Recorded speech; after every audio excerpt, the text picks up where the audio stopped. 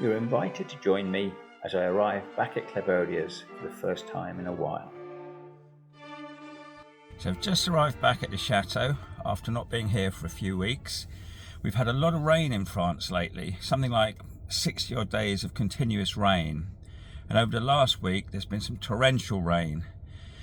So I'm just wondering what we're going to find in the park. This is a place that normally floods.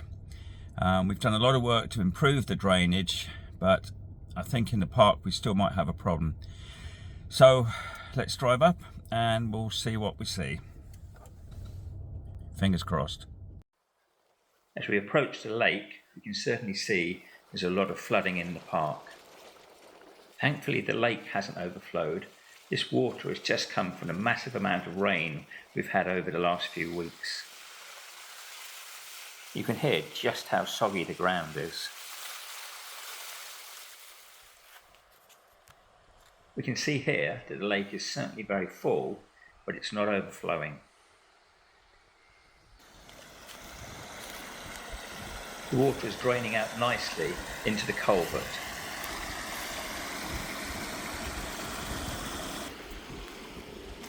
And from here, it goes into the ditch that runs across our land, finally taking all of the water into the commune drainage system.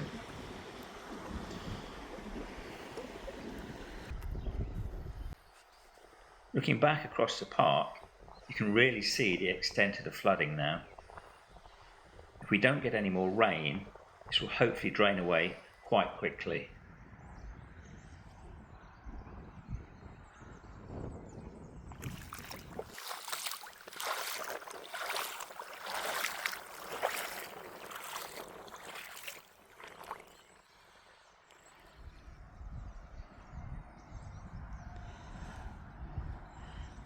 This is about 20 centimetres deep here in the middle.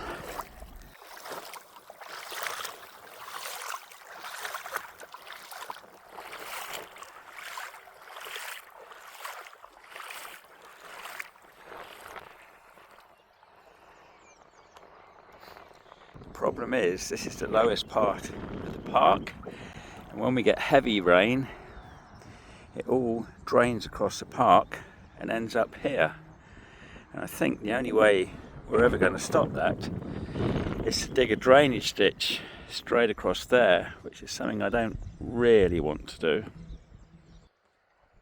We've now moved to the far end of the grounds, and this is where the drainage ditches finally leave our land and enter into the commune drainage system. Here there's also a small reservoir that we've built, and we use the water from this in the summer to water the trees in our orchard.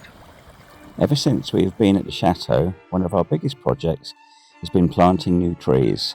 We've grown lots of little oak saplings from acorns, and over the last few years we've been planting these into the park. We've also planted a couple of willow trees by the lake, and also lots of varieties of other smaller trees.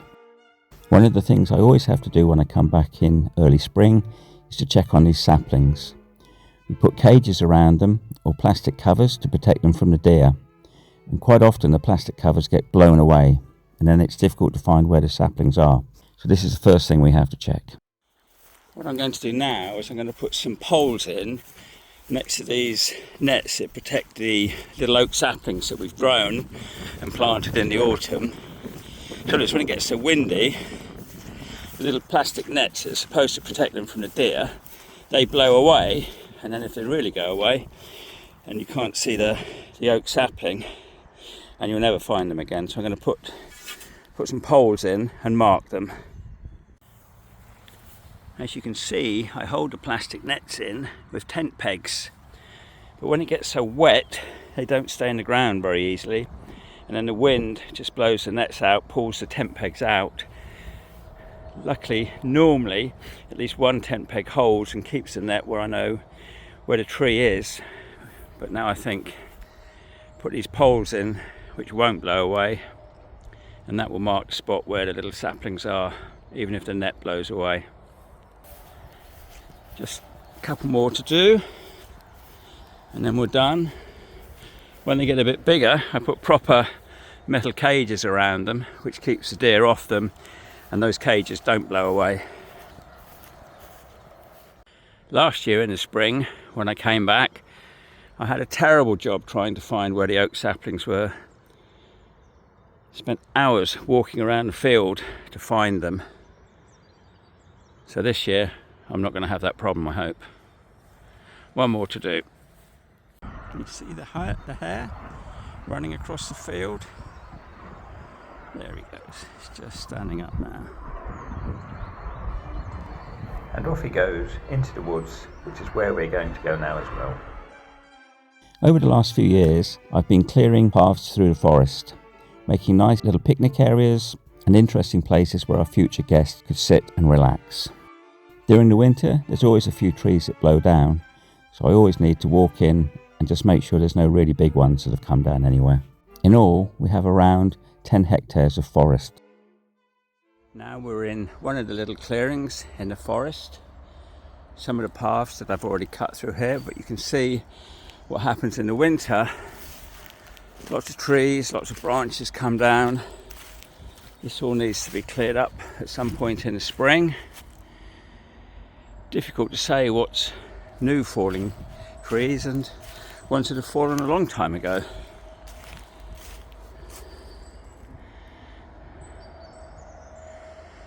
That one there I think is new. I don't remember seeing that before.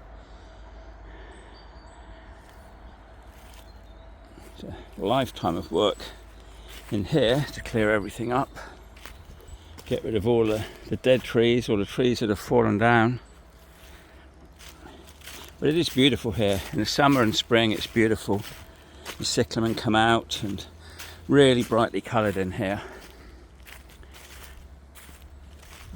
This is a tree that came down. Well, actually we cut it down because it half came down and was lying up against another tree, so we had to cut it down so it didn't fall across the path. So that all needs cutting up in the spring. This one here looks like a new one that's come down.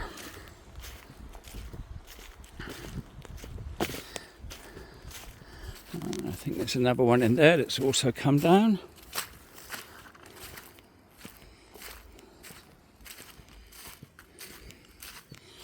It always looks so open and clear in the winter. In the summer, you can hardly see anything through here. It's so many leaves on the trees. So what is that? Is that new? Is that old?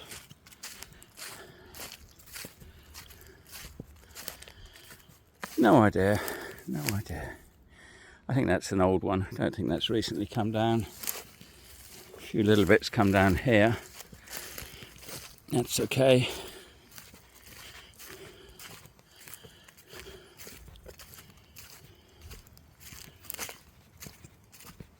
Piles of logs that we've cut from previous years. Nice home for insects and beetles and all sorts of little creatures. Just leave those lying where they are. What's going on through here? Oh, not too bad through here.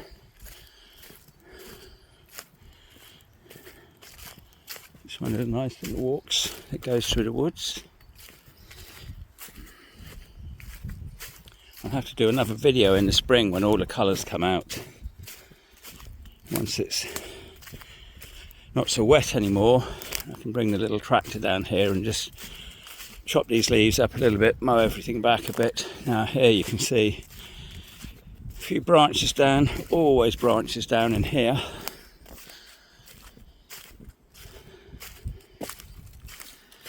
Yep, that tree's come down. That's definitely come down this winter.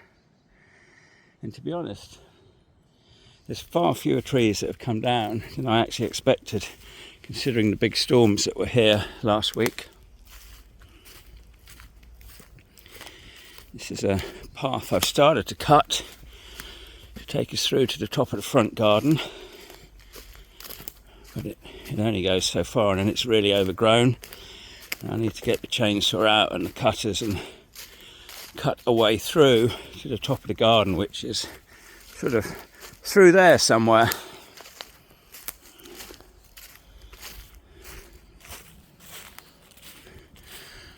sure I'm going to try and actually, we can go through here. I can find a way through here to the top of the garden, but actually that's the direction that I want to go, towards the boundary. Here I think we can get through reasonably easily.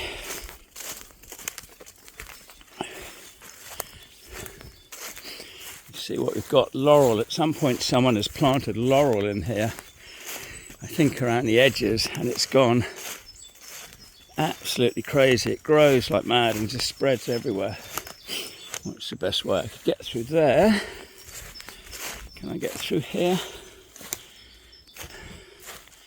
Yeah, I think this is maybe an easy route. And then we're just going to pop out at the top of the front garden.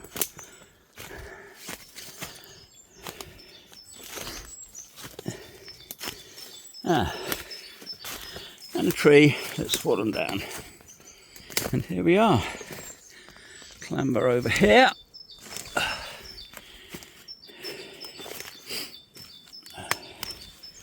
See, spring is starting to happen.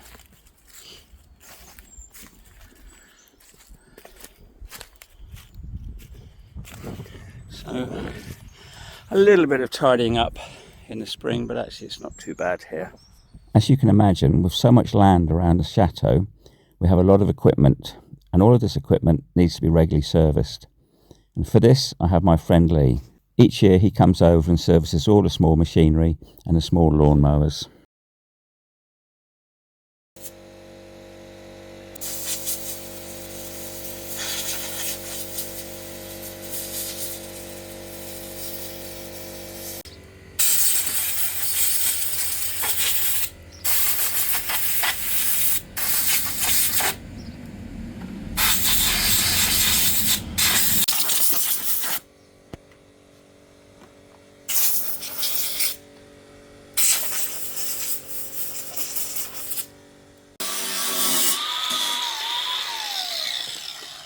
This year he's also doing some welding on the small mower that goes on the back of the micro tractor.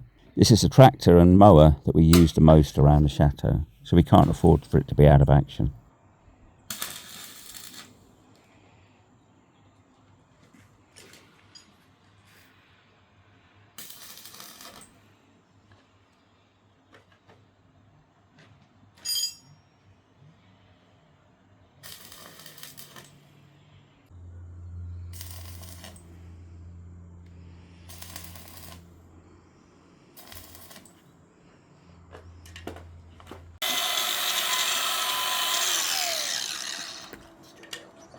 Hot. Yeah, even down there.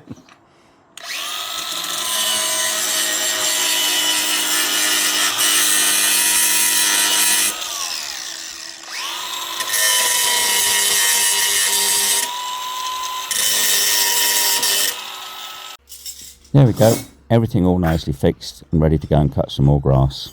What about that?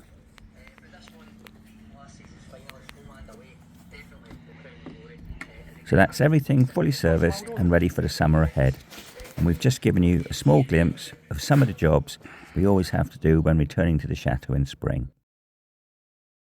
If you have enjoyed watching this video, why not click on the subscribe button that has just appeared. Also, check out our Patreon page in the link below. On there, you will find other ways in which you can help and support us in our project. It really does mean a great deal to us that you are interested in Chateau Clerbaud and preserving its wonderful history. Thank you.